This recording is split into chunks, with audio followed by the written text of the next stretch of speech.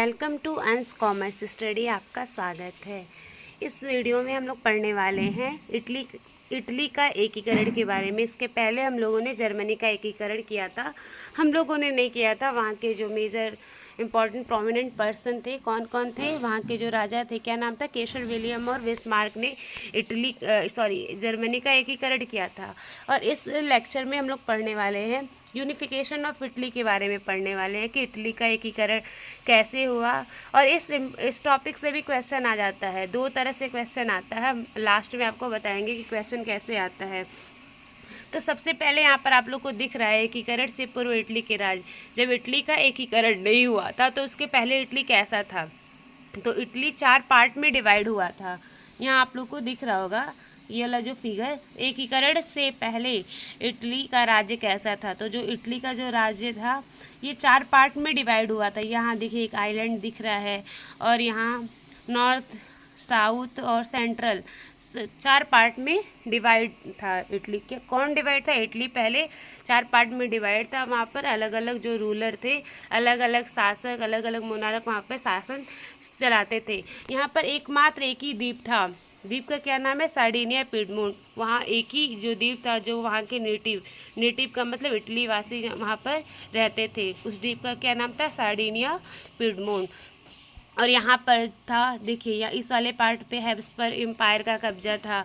यहाँ पर बुर्बो वंश, देखिए बुर्बो वंश फ्रांस वाला नहीं, बुर्बो वंश स्पेन वालों का यहाँ पर कब्जा था। यहाँ कलर चेंज कर दे रहे हैं। तो यहाँ वाले पार्ट में क्या था? बुर्बो वंश स्पेन। यहाँ ये ध्यान दीजिएगा, इटली के एकीकरण में फ्रांस का तो नाम ही नहीं लीजिएगा। बुर्बो वंश कहाँ का? बुर्बो साम्राज्य स्पेन का कब्जा था। यहाँ पर जो सेंट्रल पार्ट है, सेंट्रल पार्ट में पोप का कब्जा था। पोप का मतलब क्या होता है? जो क्रिश्चियन धर्म के सबसे बड़े होते हैं उसको पोप का कब्जा था। यहाँ पर हैब्सबर्ग एम्पायर का कब्जा था। यहाँ पर क्या था कि तो सबसे पहले देखिए क्या था कि जो इटली का स्ट्रक्चर 4 पार्ट में बटा हुआ था, नॉर्थ, साउथ, सेंट्रल और एक था द्वीप था, क्या नाम था द्वीप का? Sardinia Piedmont. ये बटा हुआ था। और बस ये जो सार्डिनिया पिडमोंट आपको बताए हैं, सार्डिनिया पिडमोंट वाला जो पार्ट था वहाँ पर वहाँ के नेटिव वालों का कब्जा था। बाकी हर पार्ट में क्या था? अलग अलग रूलर, अलग अलग शासकों का कब्जा था। ठीक है, वहाँ पर अलग अलग शासक वहाँ पर कब्जा किए थे। इटली पूरा मतलब बटा हुआ था। देखिए यहाँ पर दिया भी हुआ है, क्या दिया है? 19वीं शताब्दी में इटली मात्र एक भौगोलिक अभिव्यक्ति था, मतलब कोई देश नहीं था, क्योंकि इसमें अनेक राज्य थे जिनके शासकों का आपसी हित एक दूसरे के विपरीत था। पहले क्या था? इटली में बहुत सारे राज्य थे और जितने भी जो शासक थे एक दूसरे के फेवर में नहीं थे। ये शासक इटली की राजनीतिक एकता के विरुद्ध थे। और इटली क्या था? पहले पार्ट में डिवाइड था और वो सब चाहते नहीं थे कि इटली का एकीकरण हो। इटली के एकीकरण के वो क्या थे? शासक विरुद्ध थे, क्योंकि एकता की हालत में अनेक शासकों को अपनी गद्दी से हाथ धोना पड़ता। क्यों नहीं चाहते थे कि इटली का एकीकरण हो? क्योंकि अगर इटली का एकीकरण होगा तो क्या होगा? उन्हें अपनी गद्दी छोड़नी पड़ेगी, गद्दी से हाथ धोना पड़ेगा, वो वहाँ के राजा नहीं होंगे। इसलिए वो चाहते थे कि इटली का एकीकरण ना हो। फिर भी 19वीं सदी में कुछ घटनाएं घटी जिनके कारण इटली में राष्ट्रवाद का उदय हुआ। फिर भी क्या हुआ? 19वीं सेंचुरी में कुछ ऐसी घटना घटी जिनके कारण क्या हुआ? इटली में राष्ट्रवाद की भावना उत्पन्न हुई और बहुत से क्रांतिकारी संस्थाओं का जन्म हुआ और बहुत सारे क्रांतिकारी संस्थाओं का भी जन्म हुआ जिन्होंने इटली के एकीकरण में हाथ बटाया। जिससे क्या हुआ? इटली के एकीकरण में हाथ बटाया और लास्ट में क्या हुआ? 1870 ईस्वी में एक राष्ट्र के रूप में उदित हुआ। तो इस वाले लेक्चर में हम लोग इटली के एकीकरण के बारे में पढ़ने वाले हैं। तो आपको हम क्या बताए हैं? एक द्वीप का नाम बताए हैं जहाँ पर इटली के नेटिव वालों का कब्जा था। क्या नाम था उसका? Sardinia Piedmont. सार्डिनिया पिडमोंट यहाँ फिगर में देखते रहिए, आपकी बुक में भी दिया होगा। तो जो सार्डिनिया पिडमोंट द्वीप था, वहाँ के जो राजा थे, राजा का क्या नाम था? King Victor Emmanuel II। नाम याद रखिएगा, नाम क्या था? किंग विक्टर इमैनुअल टू, तो इनके ऊपर पूरा जिम्मा आ गया। मतलब इन्होंने ये चाह रहे थे ना कि इटली का एकीकरण कर दिया जाए, इटली को यूनिफाई कर, वो चाहते थे कि इटली का एकीकरण हो जाए। ठीक है, इटली का एकीकरण होने का पूरा जिम्मा इन्होंने अपने ऊपर लिया। कौन? वहाँ के सार्डिनिया पिडमोंट के राजा। सार्डिनिया पिडमोंट के राजा का क्या नाम था? क्या नाम था? किंग विक्टर इमैनुअल टी। तो उन्होंने जिम्मा ले लिया कि जो इटली का एकीकरण कर दिया जाए, इटली का एकीकरण का पूरा जिम्मा इन्होंने अपने ऊपर ले लिया। और उन्होंने जिम्मा क्यों लिया? उसमें भी उनका प्रॉफिट दिख रहा था। उन्होंने जिम्मा लिया इटली के कि इटली को एक राष्ट्र बनाया जाए, इटली को एक देश बनाया जाए, तो उन्हें भी प्रॉफिट दिख रहा था। जो किंग विक्टर इमैनुअल टू थे, क्या प्रॉफिट दिख रहा था कि इटली का अगर एकीकरण हो जाएगा तो क्या होगा? देश का विकास होगा, आर्थिक विकास होगा, आर्थिक विकास के ऑप्शन रहेंगे। ठीक है, जितना मतलब क्या होगा, इटली का एकीकरण होगा तो देश की आर्थिक स्थिति सही रहेगी, बहुत सारा ऑप्शन भी रहेगा। और उन्होंने सोचा और एकदम पूरा ये रहा कि हम इटली को यूनिफाइड करवा के रहेंगे। कौन सोचा? कहाँ के राजा? तो सार्डिनिया पिडमोंट के राजा। राजा का नाम किंग इमैनुअल, क्या नाम है राजा का? तो किंग विक्टर, देखिए किंग विक्टर इमैनुअल टू। तो वो चाहते थे कि इटली का एकीकरण हो जाए, और वो बहुत सारा प्रयास भी किए। जो विक्टर इमैनुअल से भी वो प्रयास भी किए। लेकिन कभी कभी क्वेश्चन ये पूछ देता है कि Victor Emmanuel, King Victor Emmanuel से पहले भी कोई था जो इटली के एकीकरण के लिए प्रयास किया था? तो अपने माइंड को थोड़ा घुमाइए। आप लोग क्रांतिकारी में ग्यूसेप मेज़िनी के बारे में पढ़े थे। ग्यूसेप मेज़िनी क्या थे? ग्यूसेप मेज़िनी क्या थे? वो भी राष्ट्रवाद, वो नेशनलिस्ट थे। कहाँ के थे? इटली के थे। हम पूछ रहे थे बार बार, ग्यूसेप मेज़िनी क्या बार बार बोल भी रहे थे कि वो इटालियन नेशनलिस्ट थे। क्या थे? इटालियन के थे। ठीक है, तो ये भी ऐसे भी क्वेश्चन पूछ देता है कि किंग विक्टर इमैनुअल से भी पहले कोई था जो इटली का एकीकरण करने का प्रयास किया। जैसे देखिए, हम लोग का देश पहले क्या था? अंग्रेज़ों का गुलाम था। तो क्या बस जैसे महात्मा गांधी लोग प्रयास किए होंगे, बहुत सारे लोग भी ना प्रयास किए होंगे कि भारत से क्या हो, अंग्रेज चले जाएं। तो क्या हुआ होगा? बहुत सारे लोग प्रयास किए, जैसे कि रानी लक्ष्मीबाई, तात्या टोपे, मंगल पांडे, ये लोग प्रयास किए थे ना। लेकिन क्या हुआ? फेल हो गए, मतलब ये नहीं करवा पाए। लेकिन ये जो राजा थे, ये लोग क्या वो चाहते थे ना कि हमारे देश से अंग्रेज चले जाए, गुलाम, ये हमारा देश आज़ाद हो जाए। वो कोशिश किए, तो उनका नाम है ना। तो ऐसे ही इटली में जो ग्यूसेप मेज़िनी थे, वो क्या किए थे? वो प्रयास किए थे। और भी बहुत सारे लोग थे जिन्होंने इटली के एकीकरण के लिए प्रयास किया था। तो सबसे पहले टोटल, मतलब इसमें आप लोग पढ़ेंगे कि टोटल 4 लोग हैं जिन्होंने क्या किया था?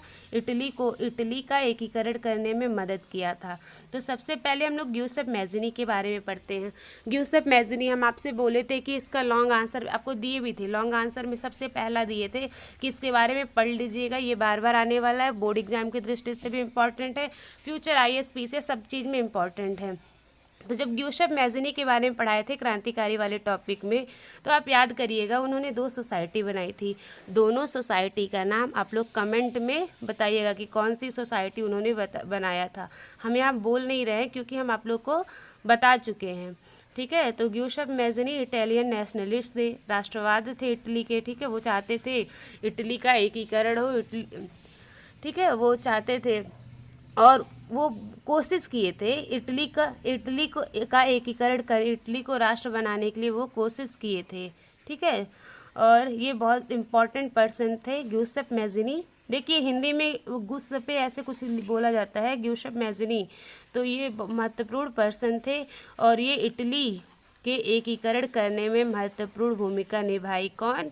ग्यूसेप मेज़िनी। तो आप कमेंट में बताइएगा कि ग्यूसेप मेज़िनी कौन से 2 गुप्त संगठन बनाए थे। हम इंग्लिश में बोले थे सीक्रेट सोसाइटी, तो कौन से 2 सीक्रेट सोसाइटी बनाए थे, इसे कमेंट में आप लोग बताइएगा। उसके बाद और कौन इम्पॉर्टेंट पर्सन है जो इटली के एकीकरण में प्रयास किया था? तो हम लोग सबसे पहले पर्सन कौन थे? ग्यूसेप मेज़िनी। अब उसके बाद कौन थे? किंग विक्टर इमैनुअल टू, इनके बारे में हम शुरू में बताए हैं। क्या बताए हैं? King Victor Emmanuel two Sardinia Piedmont द्वीप के वो शासक थे, ठीक है, वहाँ के राजा थे। उन्होंने इटली के एकीकरण का जिम्मा लिया था। वो चाहते थे कि इटली का एकीकरण हो जाए, ठीक है। तो वो चाहते थे कि, कौन चाहता था? किंग विक्टर इमैनुअल टू, ठीक है, कि इटली का एकीकरण हो जाए। और उन्होंने अपनी जो कमांड थी, ठीक है, वो किसको दे दी? इटली का एकीकरण करने का किसे दी? वहाँ के जो चीफ मिनिस्टर थे, चीफ मिनिस्टर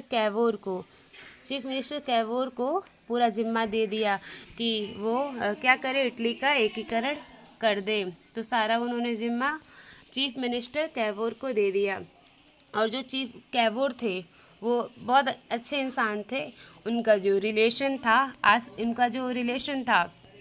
आजू बाजू वाले देश से बहुत अच्छा था। आप बोल सकते हैं कि जो कैवोर थे वो डिप्लोमेटिक पर्सन थे, ठीक है। जो उनका संबंध था वो बहुत अच्छा था। किस देश से संबंध की बात हो रही है?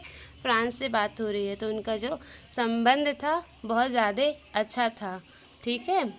और वो कोई क्रांतिकारी नहीं थे, ठीक है, और कुछ बनना नहीं चाहते वो, और ना ही कोई डेमोक्रेट थे, ठीक है, वो क्रांतिकारी नहीं थे। और इनका जो संबंध था, किनका? कैवोर का संबंध वो बहुत अच्छा था। किस देश के साथ? फ्रांस के साथ इनका संबंध बहुत ज़्यादा अच्छा था। तो जो कैवोर हम बोल रहे हैं ना, जैसे इंग्लिश में कावोर बोला जाएगा, तो कैवोर हिंदी में आपकी बुक में देखिएगा दिया हुआ है। कावोर, इनका जो संबंध था वो बहुत अच्छा था। फ्रांस वालों से संबंध बहुत अच्छा था। तो वो फ्रांस से मदद लेते हुए क्या किए, जो नॉर्थ वाला पार्ट था, कौन सा पार्ट? यहाँ पर जो ये हैब्सबर्ग साम्राज्य वाला जो पार्ट था, वो फ्रांस की मदद से क्या करते हैं? आज़ाद करवाते हैं, ठीक है। वो क्या करते हैं? फ्रांस की मदद से वो क्या करते हैं? आज़ाद करते हैं। ये कौन करवाता है? जो वो काबूल रहते हैं, वो फ्रांस की मदद से जो ये वाला पार्ट रहता है उसको आज़ाद करवाते हैं, ठीक है। और नॉर्थ वाला फिर क्या करते हैं? उन्होंने मिल के लड़ाइयाँ लड़ते हैं, ठीक है। हैब्सबर्ग वाले जो जिन पे ऑस्ट्रियन साम्राज्य का कब्जा था, वो कैवूर क्या करते हैं? फ्रांस की मदद से उसको मतलब लड़ाइयाँ लड़ते हैं। और जो ये वाला पार्ट रहता है, ठीक है, उत्तर वाला पार्ट, उसको आज़ाद करवाते हैं। और फिर ये वाला जो पार्ट होता रहता है वो आज़ाद हो जाता है, वो आज़ाद हो जाता है। तो अब हम अभी आप लोग को क्या बताएं? कावूर, ठीक है, उन जो रहते हैं किंग विक्टर इमैनुअल टू, इसका सारा जो जिम्मा होता है, कमांड, उनको दे देते हैं। किनको देते हैं? कावूर को दे देते हैं, मंत्रिमंडल को दे देते हैं। और उनका जो संबंध रहता है, किसका? कावूर का जो संबंध रहता है वो बहुत अच्छा रहता है फ्रांस वालों से। और वो फ्रांस वालों की मदद से क्या करते हैं? जो नॉर्थ वाले पार्ट को आज़ाद करवा देते हैं, ठीक है, जो जिसपे हैब्सबर्ग एम्पायर का कब्जा रहता है उसको आज़ाद करवा देते हैं। तो हम लोगों ने क्या पढ़ा कि जो ये वाला जो पार्ट रहता है, ठीक है, सार्डिनिया पिडमोंट, और ये वाला पार्ट दोनों क्या होता है? आज़ाद हो जाता है। फिर उसके बाद क्या होता है कि हम लोग पढ़ते हैं ग्यूसेप गैरीबाल्डी के बारे में। देखिए, सबसे पहले तो हम लोग पढ़े थे ग्यूसेप मैज़िनी, उसके बाद किंग विक्टर इमैनुअल टू, और उसी में काबूर के बारे में भी पढ़ लेते हैं। वो सारा कमांड उनको दे देते हैं। अब हम लोग पढ़ने जा रहे हैं चौथे पर्सन के बारे में, ठीक है, ग्यूसेप गैरीबाल्डी के बारे में। तो आप अपने बुक में देख लीजिएगा, गैरीबाल्डी लिखा हुआ है, गैरीबाल्डी, ठीक है। तो वो क्या करते हैं? तो जो ग्यूसेप गैरीबाल्डी रहते हैं, ये भी अहम भूमिका निभाते हैं इटली को यूनिफाई करने में, इटली का एकीकरण करने में इम्पॉर्टेंट रोल अदा करते हैं। इटली को एक देश बनाने में इनका भी रोल रहता है। तो अभी क्या था? अभी हम लोग देखे हैं, अभी रुक जाइए एक मिनट, कि अभी हम लोग देखे हैं कि ये वाला जो पार्ट है आज़ाद है, ये वाला पार्ट आज़ाद है। और हम बोले थे क्या? चार, मतलब ये चार, यहाँ पर ये वाला जो साउथ वाला पार्ट था और यहाँ पर सेंट्रल ये भी कब्जा था। तो ये दोनों पार्ट क्या है? ये दोनों पार्ट आज़ाद हो चुका, बचा क्या? ये दोनों। तो साउथ वाला पार्ट बचा। तो साउथ वाले पार्ट पे किसका कब्जा था? बोर्बो वंश। कहाँ का? फ्रांस नहीं, स्पेन का कब्जा था, ठीक है। तो यूसेफ गैरीबाल्डी का भी इम्पॉर्टेंट रोल था इटली के एकीकरण में, ठीक है। तो तो बचा कौन सा पार्ट, ये साउथ वाला पार्ट बचता है, ठीक है। साउथ वाला पार्ट, ये वाला पार्ट यहाँ पर बचता है। तो अब इसके बारे में पढ़ते हैं कि ये जो साउथ वाला पार्ट था, साउथ वाले पार्ट पे किसका कब्जा था, बुर्बो वंश ऑफ स्पेन, ठीक है। इसको बोलेंगे बुर्बो डायनेस्टी, फ्रांस का नहीं स्पेन का कब्जा था। तो वो क्या करते हैं, ग्यूसेप गैरिबल्डी वहाँ के जो लोकल किसान होते हैं, लोकल पीजेंट की मदद से क्या करते हैं, जो इस वाले पार्ट को भी आज़ाद करवा देते हैं। तो देखिए ये वाला पार्ट, ये वाला पार्ट और ये तीनों पार्ट क्या हो जाता है, आज़ाद हो जाता है। तो उसके बाद बचता कौन सा पार्ट है, बचता कौन सा है, जो ये बीच वाला पार्ट है हम बोले हैं, ठीक है। तो बचता कौन सा पार्ट है, ये वाला पार्ट बचता है। ये तीनों पार्ट क्या, ये भी आज़ाद हो जाता है, ये भी आज़ाद हो जाता है। ये यहाँ पर तो वहाँ के इटली वाले रहते हैं। तो बचता कौन सा पार्ट है, सेंट्रल वाला, जो बीच मध्य वाला पार्ट है वो बचता है। तो वहाँ पर क्या हुआ, कैसे, मतलब वहाँ पर कौन शासन करता था, तो वहाँ के जो पॉप थे, पॉप मतलब जो क्रिश्चियन धर्म के जो लोग रहते हैं, ठीक है, पॉप, वहाँ पे पॉप का राज चलता था। तो ये जो बीच वाले जब सोचते हैं कि जब आजू बाजू वाले जो ये भी हार गए, ये भी हार गए, तो वो क्या होते हैं, अपने पावर को, शक्ति अपने आप इटली वाले को दे देते हैं, ठीक है। फिर क्या होता है कि मतलब ये अपने आप हार मान लेते हैं, ठीक है। जो पॉप के अंडर में रहता है, ये अपना जो पावर शक्ति होता है वो क्या करते हैं, अपने आप वो बांट देते हैं, डाइल्यूट कर देते हैं, अपने आप जो भी दे देते हैं, उन्हीं के हाथ में दे देते हैं। फिर लास्ट में क्या होता है कि जो किंग विक्टर इमैनुअल II रहते हैं, ठीक है, किंग विक्टर इमैनुअल II, इनका नाम याद रखिएगा, किंग विक्टर इमैनुअल II, इनको क्या किया जाता है, उन्हें राजा घोषित कर दिया जाता है, ठीक है।